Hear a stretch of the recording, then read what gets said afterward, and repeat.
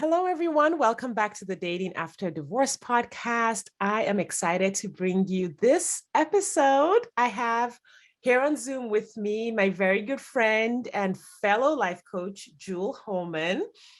And Oh my Jewel gosh. and I have been in the same mastermind for, I don't know, about a year and a half now that we Yeah, have been here about together. So it's pretty fun to I just got to see you a few weeks ago at our live event. So that was so cool. the But best. Jewel is a friendship and connection coach. And I have invited her on the podcast for a very special Valentine's Day episode of the Dating After a Divorce podcast. Now, I know initially it sounds like, well, why would we do this? We're going to get into it. You're going to find out exactly how powerful her work is. Jewel, welcome to the podcast. Please tell the listeners who you are and what you do. Oh my gosh, so excited. I uh, got familiar with Sade through our mastermind, and from the very beginning, I just knew that I wanted to talk to her all the time. So I'm really grateful to be here. Um, Absolutely. but yeah, what I do is I help people feel more secure and connected in their friendships, specifically. So I help people make deeper friendships. Most of the time, we know how to meet people. We don't know how to like actually make quality friendships. Yeah, this is such amazing work. Like, I have been such an admirer of your work. And one of the reasons is because, I mean, friendship and connection was just such a huge part of my healing from divorce journey. Yeah. And we're recording this just a couple of days before Valentine's Day in 2022. And I'm like, all around, I notice, everyone's talking about love, how to get a date, all of those things. And I really just wanted to flip it because those who are already in a relationship or already have a date, like those aren't the people that need our help on February Hmm. 14th, right? The Hmm. people who need like what we can bring are the people who are like, it's February 14th and I don't have someone, right? I Yeah. don't have someone to go out with. And that day can be really painful. I remember during my separation and divorce, I really had to reorient myself to figure out, well, what do I do with these days that are, Hmm. I always had something to do on February 14th, even if it was just having a terrible argument with my ex about where we were going to go, right? Yeah. Even if that was it.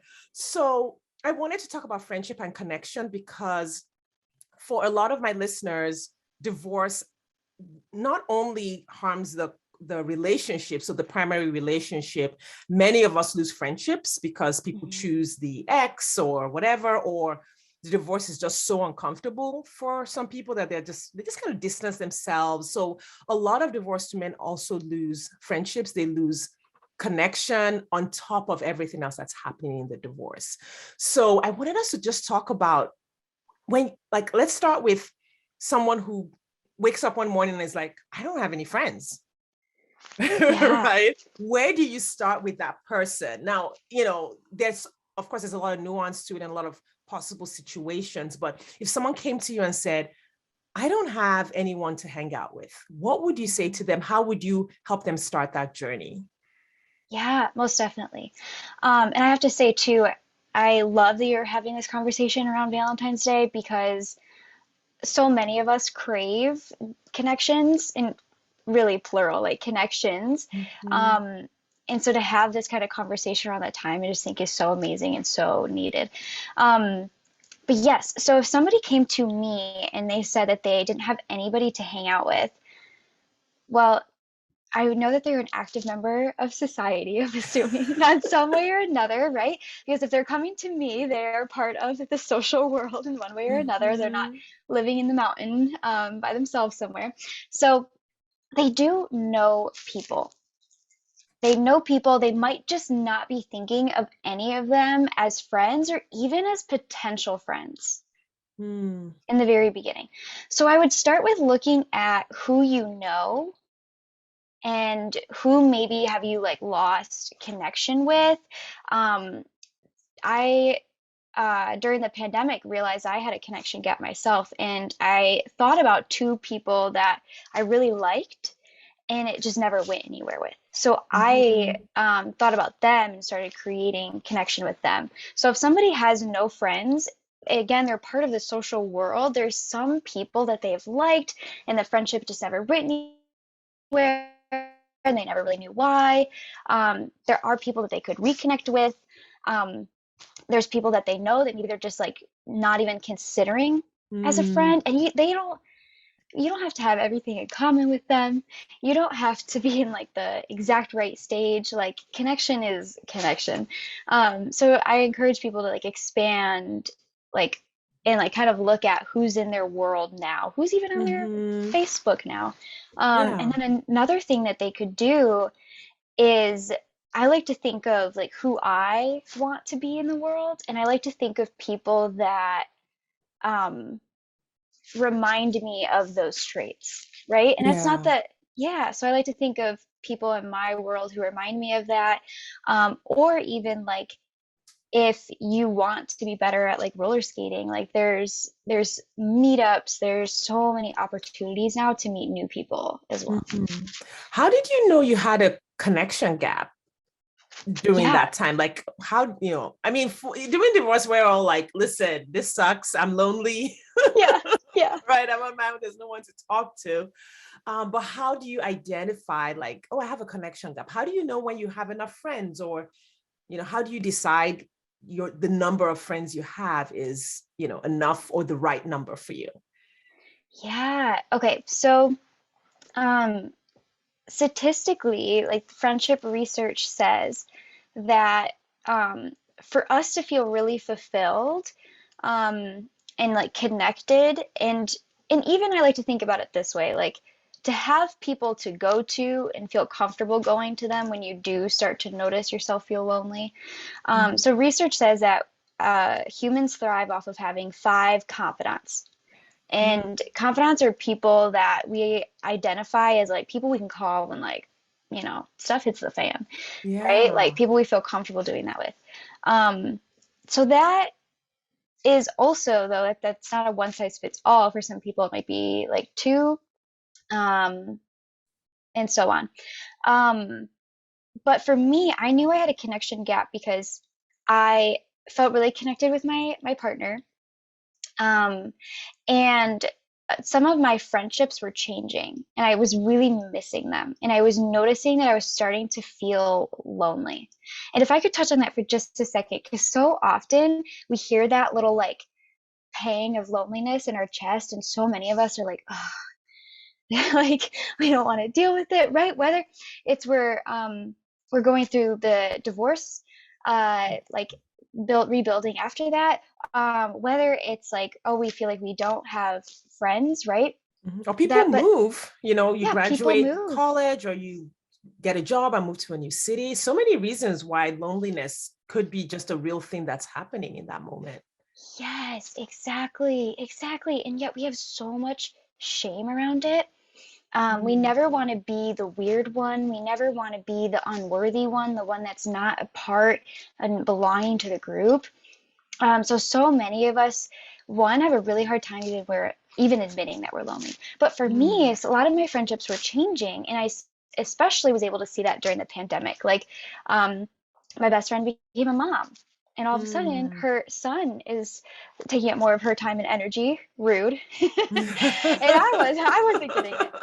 Um, so certain situations like that. So really, it was me identifying like missing in that loneliness, I would say, is how I knew I had a connection gap. Okay. Yeah, no, that's really powerful. I think that awareness is the awareness without shame, I think, and like you put it, not just Exactly. the awareness. And when I think back to the early days of my separation, I did feel lonely. Like I was very aware that I felt lonely. And I think I just had a lot of shame in general over the divorce. That was just, there was just a ton of that at the time. I didn't really put it to, loneliness was like not one of the first three of my problems. So I Hmm. didn't really attach it to the loneliness, it was more attached to a lot of the other things. But I could see where, you're the last one in your friend group to get married, or the first one to get divorced, or, Hmm. for whatever reason, like you said, the one who seems awkward or the one who doesn't quite get what the group has. and that Mhm. creating some shame around loneliness. And so what I hear you saying is that just because we're lonely doesn't mean there's something wrong with us. Yes, absolutely. Absolutely. That's exactly what I'm saying. Loneliness is a feeling just like there any other feeling, like disappointment, anxiety, being angry. So often we think loneliness is such a big problem. Um, and if I like to tell my clients too that so like loneliness is a feeling, right, which is caused by our thoughts. Again, going back to that person that doesn't have any friends, right? If they're thinking, I don't have any friends, I don't know anybody, right? Of course, it's going to have them feel really lonely rather than looking at who they do know. And at the same time, I also like to think of loneliness almost as like hunger. Like Mm, you don't have any shame around being hungry at yeah. all. You're like, oh, I'm hungry. I'm going to go take care of that need. We're humans. We like need connection really to for our survival and our health in so many ways. So if you're feeling lonely, like what a beautiful craving to have, like that you Mhm. want more connection in your Mm. life. Yeah, like what would be the alternative to not want to be with Yeah. people? Yeah. Yeah, right. And some people do go that route. They're like, don't need anybody. Right, that isn't Yeah. necessarily better. We were built for connection. I mean, of course, everyone has different levels of need. Like you said, the numbers are Right. different for every person. But yes, that just tells us that all of our systems are working as a human being to want connection. When you noticed that you had that connection gap, like what did you do? Like how did you begin to, and I know we talked a little bit earlier about like just reaching out to the people around us. Did you also notice that there were others who were lonely? Like, how did that become a thing for you where you were like, I need to fix this problem and here's what I'm going to do about it? Yeah. So for me, I thought about two people that I just adored. And again, they both have traits that I, want to have more of myself. Like I wanted to be around and keep showing up as that person. So I reached out to two of these women, and you got it. One, first and foremost, like it's always going to be a little weird doing that in the beginning and weird because like logistics, like people are Mm, at their job, they're not going to be like texting back right away and so on.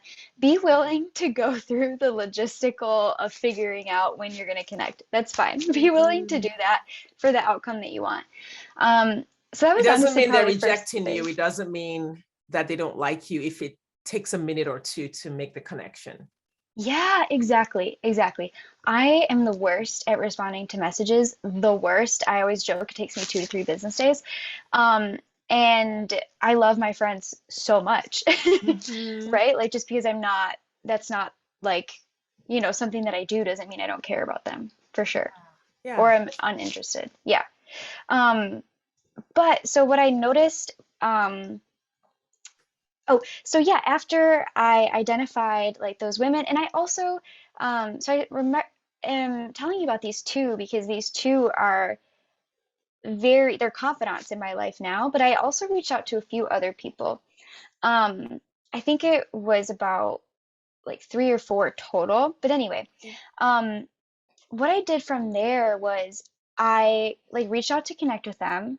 And again, these are people I've already liked, I already had some kind of relationship with, it just never went anywhere. So I reached out Mhm. to connect with them. And then when I was about to end the FaceTime, because, the pandemic, Yeah. when I was about to end the FaceTime, I would be like, okay, let's plan like the next time that we're going to Mhm. talk. Friendship, especially in the beginning, it doesn't need this if you've had like your best friend since first grade. Like you don't need this as much with them because you've already had so much history built in. But friendship in the beginning needs consistency on some level, it needs Mm. frequency. Um and for me at that point in time, I was able to have like weekly chats, but it doesn't have to be weekly for everybody. I know everybody has different situations where they have kids or so on. For consistency, I really encourage people to think of like, if they drive home from church every Sunday, and it's like a 30-minute drive. Like, just plan to call a friend during that time. Like, plan it into your schedule, and again, like, plan it. Like, it doesn't matter if it's weekly, bi-weekly, and so on. But anyway, so I created some consistency with these people, and just to see where it went. I was committed to having more connection, but I wasn't as attached. I know we talk about that a lot in our mastermind, Yeah. but I wasn't attached on who it was. So, like I said, it ended up being these two girls that I'm really, really close with now. Um, but yeah, that was the first thing I did, was start to create more consistency with them. Um, and you said at one point, you said, did you think about like other people you thought might be lonely? No, actually, I didn't at all. I actually had one thought about one of the girls that I'm really close with now. I was like, oh my gosh, she already has so many friends. She's Mm, not going to need me. And I want to offer for everybody, you are never bothering somebody by offering them connection. Connection benefits mm, them too. And if they feel like they're at capacity, they, will maybe say, oh, that's not like doable for me right now, and it doesn't mean anything about mhm. you, like we talked about earlier. Um, but uh, I'm starting to lose my train of thought. It was so good. It was so good. No, it's so fun. You were talking about how, um, you're not bothering anyone if you're Yes. reaching out for connection, like, because you had thought, oh, she has a lot of friends and she's not gonna want to connect with me. Kind of like the flip side of what, I was thinking was like, well, should I reach out to other people who are also lonely? Yeah. But it sounds like it doesn't matter who, like, just reach out to people Yeah. that you like, and those who are Yes. able to will reach back out. Yes, thank you. Yeah, yeah. Yes. And I like to think about it too. This is thank you so much. I remember my thought is that you want to leave it up to them. Like, I'm so glad I Mm-hmm. let them decide, because um the girl that I thought had so many friends, again, we're so close now. I provide so much like connection and value to her life now. And if I would have Mm-hmm. decided for her, I wouldn't have been able to give her the gift of my friendship Yeah. too. Right. And I think that's like, it's like having that self concept that I do have friendship to offer. I mean, a lot of this parallels dating as well. It's like, if you come into the relationship thinking I don't have anything to offer, it really makes for things Yeah. being very unbalanced and unhealthy. But if you're like, oh, no, no, I'm a catch as a friend, and I'm Mhm. just looking for someone who's a match for me, then it's almost like you said, it's a gift to the other person and a gift to yourself to do that. Yeah, yeah, exactly, Yeah. exactly. I remember during my like sort of rebuilding community, rebuilding friendships period of my divorce. I was a part of a support, like a not divorce support group. It was I guess it was a support group, but not specific for divorce. But those of us who were divorced in the group ended up just kind of banding together, and they ended up being about 6 to 8 of us that would get together in different combinations. Mm. So there were a few people who were like really close to each other as like pairs. And then sometimes we would get together as like 6 of us or 8 of us, and we'd have a girls' night out. And over those years, February 14th became like uh, Valentine's Day. I had heard that on, what was it, Parks and Recreation, the Yeah. show, and Leslie created Valentine's Day. At least I think that's So where it good. originated. That's where I first heard about it. And so we started going out on Valentine's Day as girlfriends. Like, we would all like get up and go. And it just, honestly, it was better than any Valentine's Day celebration that I'd had. My whole marriage, all those Valentine's days were just so much more fun. Hmm. And I bring that up to just say, it, friendship can be as fulfilling as a romantic relationship in a weird kind of way. Hmm. Yeah, definitely.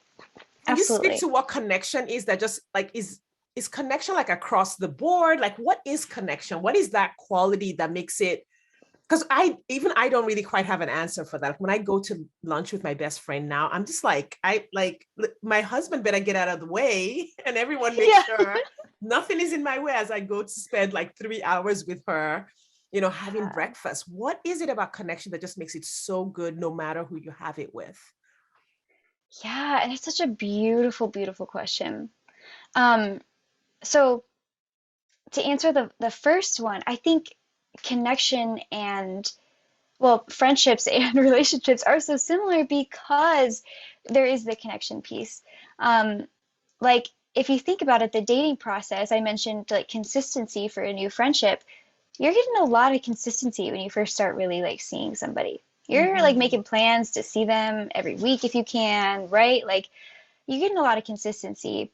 The process is pretty much identical for friendship and romantic relationships as Mm-hmm. far as like how it goes, whether we realize it or not.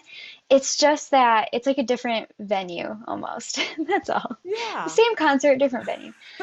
Um, but the what makes connection feel so awesome, I think, is because, well, first and foremost, we are wired to like really feel like we belong, like, even from when we're babies, right?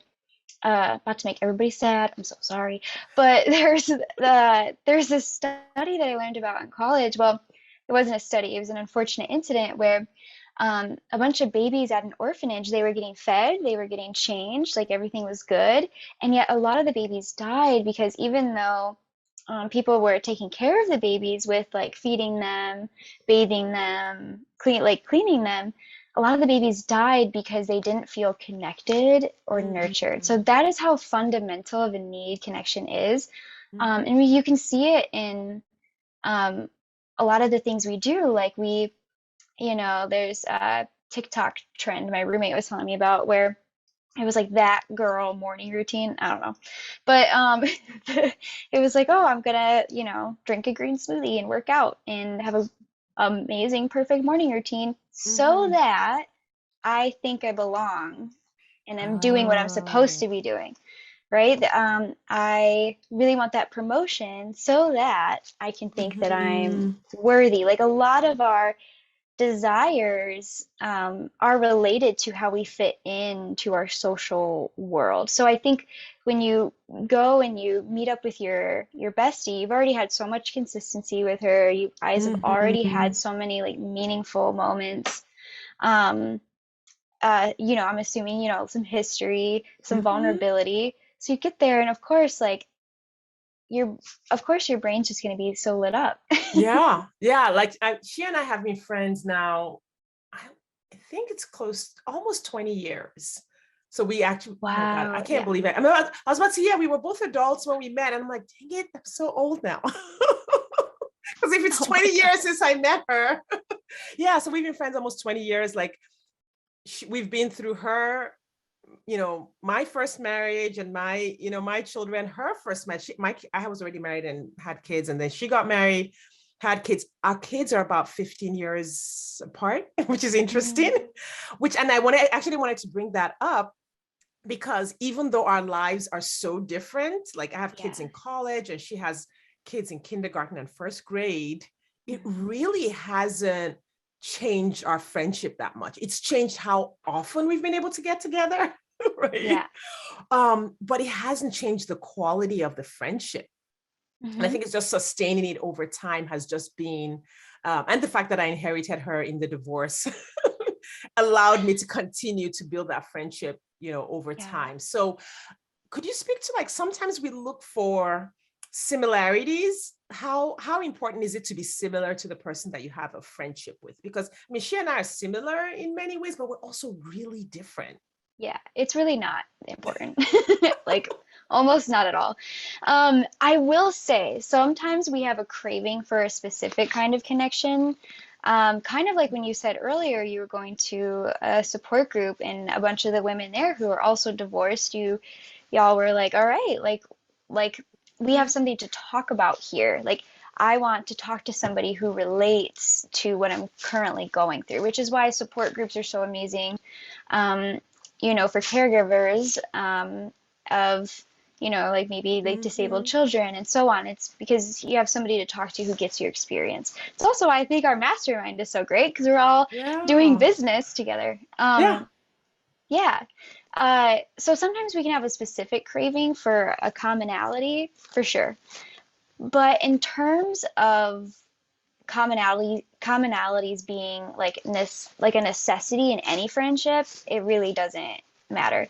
You could have so much in common with somebody and be in a room with them, but if you don't feel safe or seen Mm. or have fun or understood by them in any way, it doesn't matter. Hmm.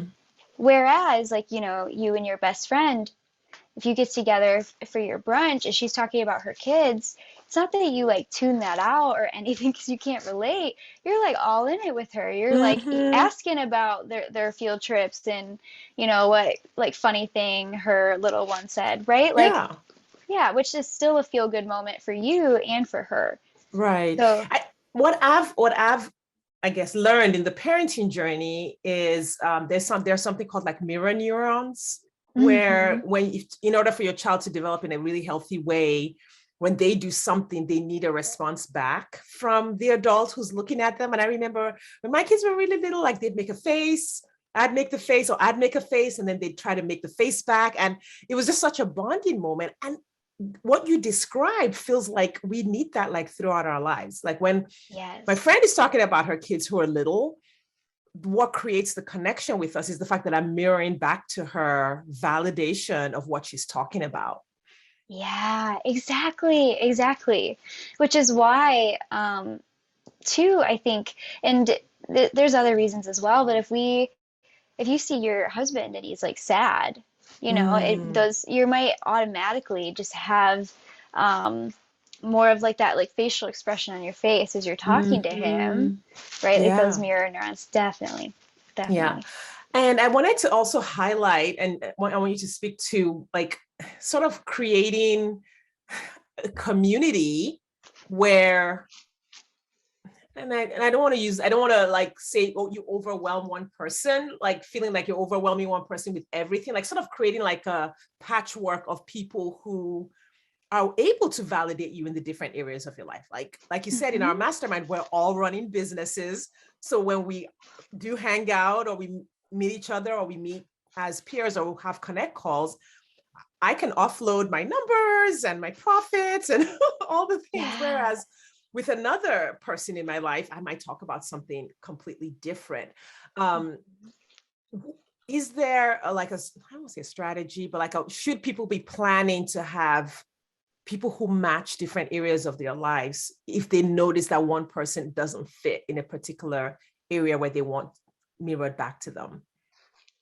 Yeah, then I would say definitely, absolutely. For me, having somebody who I could talk to about business with when I first started my business was really important and really helpful. Um, because what happens, and again, going back to your other question of why connection's so amazing, is you have moments where you're like, oh, they totally get it. And you have moments Mm-hmm. where you're also inspired by their ideas, by their ways of thinking about things. Um, there's so many amazing things in having a commonality with somebody, for sure. So I think if somebody is wanting that, specifically, and if someone's like listening to this, they know, right? They kind of know, like, Yeah. ah, I want to talk to someone about this. Then Mm-hmm. yeah, definitely. I don't think, I think that planning has to be as you go a little bit though, because Mm-hmm. um yeah, like now, so now I wanted friends to talk to about business with, but I traveled for a long time, and at one point in time, I wanted people that also got that, that also understood what it was like to do that, and that also had other strategies of calming their parents, of being like, Mm-hmm. like, I'm not gonna die out there. Yeah. Things like that. So I think planning for that can be something that you feel as you go. However, I also wanted challenge everybody to try to talk to their current connections about the things they want to talk about. Like your Mm, friends care about you. They want to know about your world, like just like how you want to know about theirs. Um, mm. right? Like I don't know if your partner owns a business or not, but mine certainly doesn't. Mine doesn't Um, either. yeah, yeah, mine is a PhD student. I want to know all about that. I'm Hmm. not ever going to get a PhD. Yeah. He's probably not ever going to start his own business, right? And I still want to know all about that. And it's the same thing with your friends as well. Your friends want to know, so give them a chance. Yeah, no, that's a really good point. Not to just assume that they didn't want to be involved or they didn't want to be a part of a world that maybe they're not a part of. That's a really good point. And I think that also, that actually overlaps with dating, where I've often talked to some of my clients about showing up with everything that they are on a Yeah. date, and not necessarily like TMI or like telling someone really sensitive parts of your life, but like if these are your interests and they were on your profile or whatever, feel free to bring up your interests at a date. you know Yeah. a lot of my clients sometimes will not want they want to show up for the other person on a date, and they want to be good listeners and they want to make space for the other person, but they don't always come prepared to show who they really are, whether or not that person responds positively to, Yeah. I have a client who watches like foreign soap operas, just basically like, the fluffiest of the fluff. She watches a lot of them. Hmm. And she was going on dates, and I talked to her, well, what do you talk about? And she mentioned things, and I was like, but this is a much bigger part of who you are. Why have you not mentioned to him that you still watch cartoons even though you're, a grown woman? And she was like, well, I don't want him to look down on me. I don't want him to think I'm an airhead. And I was like, but you do watch these shows and it doesn't make you an airhead. And at some point, if this goes forward, he's going to find out. And you want someone who accepts you for 100% of who you are. So you make a really good point about like, don't hide parts of yourself from people you're connected with. Yeah, I love that so much because I often tell my people, um, because so I can get like undershares where they don't want to share anything about themselves, or I get overshares. So, and there's Mm-hmm. reasons why both people want to feel connected and safe. And so even if you're oversharing, you're just trying to force that, and if you're Mm-hmm. undersharing, you're just trying to hide almost. Or But anyways, control how the person connects with you by not giving them too much. yeah, yeah, like filtering your image, which is kind of what you just described too.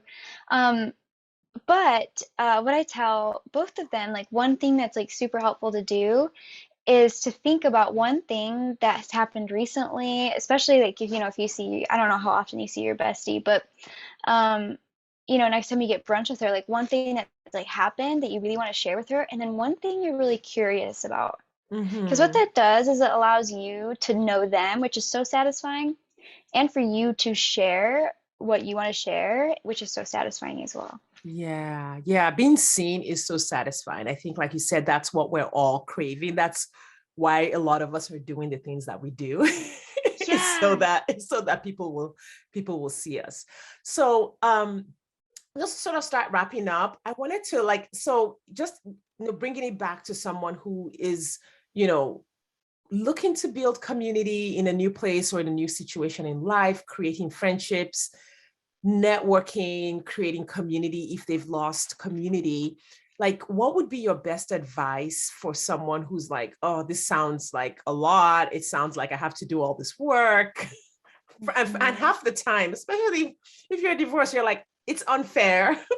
Many of us are still in the throes of, it's unfair that I have to do this. I had a whole life. And then this Yeah. person did something and, kind of a bomb went off in the middle of my life. Mhm. What advice would you, like to give to someone who's like, okay, this is a whole new journey that I need to go on? Yeah.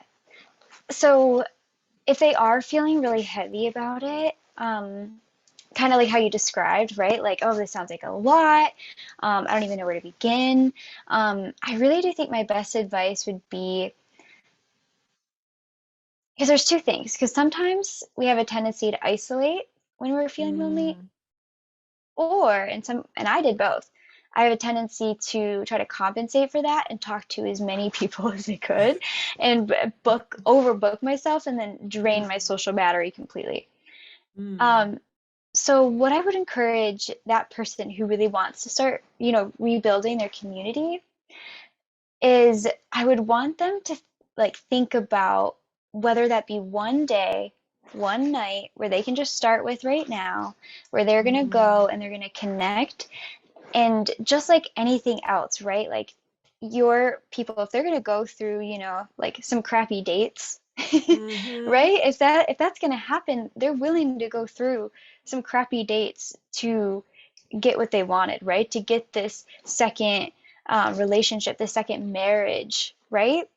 Yeah. Um, so just like that, like be willing to put a little bit of energy, a little bit of effort, a Mhm. little bit of discomfort because the return on that investment, just like how we talked about connection feels so amazing, that's going to give you so much more energy. And with so much more energy, you're going to have honestly like more time because like Mhm. you have more energy to do things and so on. So um yeah, the very first thing, be really committed to the outcome and make it like feasible on you. Pick one day, or you can do what I did, and I picked four people because that seemed Mhm. manageable at the time. And again, two of them became Yeah. like my confidants, right? Yeah. Um, so yeah, I would be really clear on that as well. Yeah, no, that's amazing. Thank you so much for that advice. And, we're putting this out just before Valentine's Day. This is a really good time to practice this. Like, if you don't have a date for Valentine's Day, you could ask someone out. So that's like the easy, that's the easiest. But otherwise, you could create all sorts of connection. Yeah. You could create connection with another woman that's in your area that they're like, oh, I'd love to have brunch with her. So we could have Valentine's Day brunch or Galentine's Day brunch, or even with a young person. My husband and I have a couple of young people in the area that we take to lunch every once in a while. It's so satisfying for us to have a young person who wants to talk to us because sometimes our kids are like, oh, yeah, do I have parents? And that happens, and that's totally normal when kids are in college. And so it's very satisfying for us to, reach out and, hey, do you want to go to lunch or do you want to go to dinner? Or like I'm getting ready to do some art with my mother-in-law, and like I'm not an artist at all, but she is, and I'm like, I don't know, you can teach me to color or something. Like, why don't we just something simple that can like really start to add substance to that connection Yeah, that's bucket. amazing. Yeah, and it's I at this stage in my life, I now understand just the healing power of any kind of relationship that you have, not just the romantic relationship. When I was single, I could literally feel myself getting better when I went out with my girlfriends, or when I talked to an old high school friend who lived in Europe, and he reached out. He was married and all that. It wasn't romantic at all, but we would just talk on the phone. Like, it was Hmm. completely platonic. And he was just there, just someone that I could talk to. And so all of these relationships were completely platonic, but so completely healing, and have had such a powerful quality of love that even as I did go on to date and get married again, I've really tried to hold on to that connection. And it's one of the things, like I said, I really admire about your work, because I think sometimes we over focus as a society on that romantic relationship. Yeah, definitely. Oh Yeah. yeah, we do. Yeah. And then we try to put everything on our partner. Like, you need to be Yes. everything. Yes. Oh my gosh. I love that you said that. I just wrote a post the other day that was like, look at how cute my partner is. And he still can't fulfill all of my connection Right. needs. He just can't. He can't. So friendship and connection is so, so important. We want to wish everyone listening a really happy Valentine's Day 2022, or Galentine's Day 2022, or whatever spin you want to put on it this year. And just encourage you to reach out for friendship and connection wherever it is available to you. And if this is something you want to create more in your life, reach out to Jewel. All of her information is going to be in the show notes. It's such an important thing, whether or not you're dating or not dating yet, or already remarried. This is something that you definitely want to. It's a skill that I think really serves us for a lifetime. Yeah, absolutely. Absolutely. Well, thank you so much for having me to talk about my favorite thing in the world with one of my favorite people. Absolutely. So Thank you, fun. Jewel. You are such an amazing friend. And I was going to say you're such a jewel. It's like so corny, but yes, you're such a bright light to our Thank you. mastermind and in the coaching world. Please remind all of the listeners where they can find you. Spell out a couple of your social media handles or your website. We'll link it up all up in the show notes. I want to encourage everyone to reach out to Jewel if you really want to work on connection. Yeah, absolutely. So, I'm very active on Instagram. So at jewel.homan, so JEWEL.HOHMAN. And my website is also jewelhoman.com.